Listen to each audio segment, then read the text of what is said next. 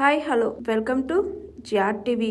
కాంగ్రెస్ సర్కార్ వైఫల్యాలు, మోసాలపై ప్రజల నుంచి వస్తున్న వ్యతిరేకతను కప్పిపుచ్చుకునేందుకే కేటీఆర్ గారిపై అక్రమ కేసులు పెట్టి డైవర్షన్ పాలిటిక్స్ కు పాల్పడుతున్నారు రేవంత్ రెడ్డి అన్న మాజీ మంత్రి ఎమ్మెల్యే హరీష్ రావు.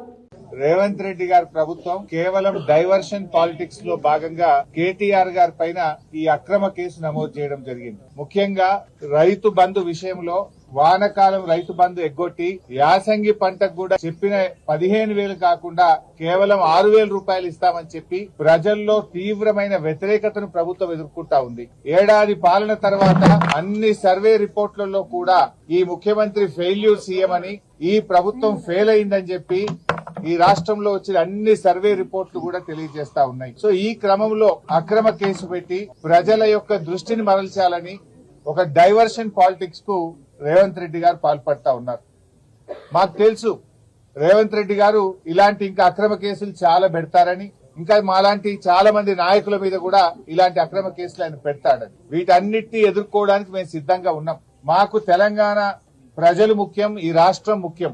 ఎన్నో పోరాటాలతోని త్యాగాలతోని తెలంగాణ తెచ్చుకున్నాం. తెలంగాణ బాగుండడం, తెలంగాణ అభివృద్ధి చెందడం, తెలంగాణ ప్రజల సంక్షేమం బీఆర్ఎస్ పార్టీకి అత్యంత ముఖ్యమైనది. మీరు ఎన్ని కేసులు పెట్టినా, మా మీద ఇంకా ఎన్ని రకాలుగా ఒత్తిళ్లు పెట్టినా, నువ్వు ప్రజలకు ఇచ్చిన 6 గ్యారెంటీలు అమలు చేసేదాకా నీ ప్రభుత్వాన్ని నిన్ను ఎట్టి పరిస్థితుల్లో వదిలిపెట్టం. రేవంత్ రెడ్డి అనుకుంటున్నాడు బ్లాక్ మెయిల్ రాజకీయాలతోనో, అక్రమ కేసులతోనో, అరెస్టులతోనో తన ప్రభుత్వం యొక్క తప్పిదాలను కప్పిపుచ్చుకుంటానో, మమ్మల్ని మానసికంగా బలహీనపరుస్తానని అనుకుంటా ఉన్నాడు.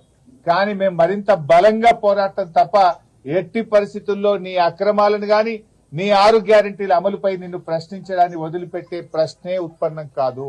ఈ రోజు కేటీఆర్ గారి మీద హైకోర్టులో కూడా వచ్చిన తీర్పు కేవలం విచారణ కొనసాగించడానికే చెప్పింది హైకోర్టు. ఇది అక్రమ కేసు, దీని విచారణ నిలుపుదల చేయాలని చెప్పి బీఆర్ఎస్ పార్టీ తరఫున మేము కోర్టుకు వెళ్లాం. కోర్టేమి కేసును నిర్ధారించలేదు, ఇది తప్పు జరిగిందని చెప్పింది గాని శిక్ష వేసింది కాదు. కేవలం విచారణ కొనసాగించడానికి మాత్రమే ఈ రోజు కోర్టు అనుమతి ఇచ్చింది. విచారణకు సహకరిస్తాం. ఈ ముందు నుంచి కూడా కేటీఆర్ గారు 100% విచారణకు సహకరిస్తామని చెప్పాం. ఎందుకంటే మేము తప్పు చేయలేదు. Hi, this is Swathi. Like చేయండి, షేర్ చేయండి, కమెంట్ చేయండి అండ్ సబ్స్క్రైబ్ చేయండి GRTV. Hi, this is Monica. Please like, share and subscribe GRTV.